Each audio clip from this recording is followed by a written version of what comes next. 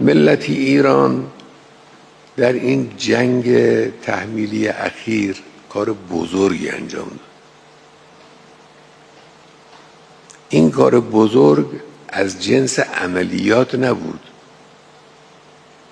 از جنس اراده بود، از جنس عزم بود، از جنس اعتماد به نفس بود.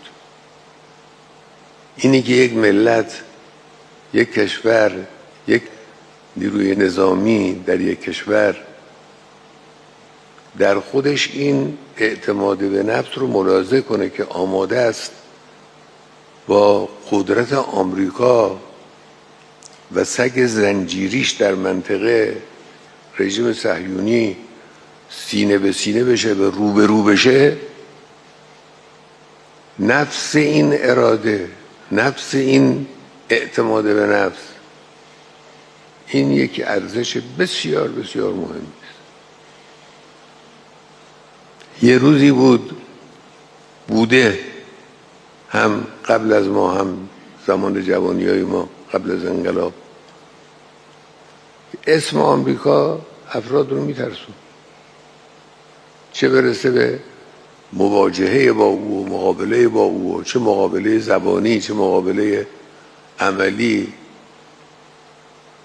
توی این خاطراتی که پخش شده بعدها سالها نوشته شده از طرف عوامل رژیم قبلی، مکرر این هست که مسئولین بالای کشور از یک کار آمریکا ناراحت بودند، سر قضیه نفت، سر قضیه یه مسائل گوناگون ناراحت بودن، اوقاتشون تلخ بود، اما میگفت چی نگه، جرأت نکن، جرأت نمی‌کردن که حتی در خفا در جلسه خصوصی اعتراض کنند و حرف بزنند.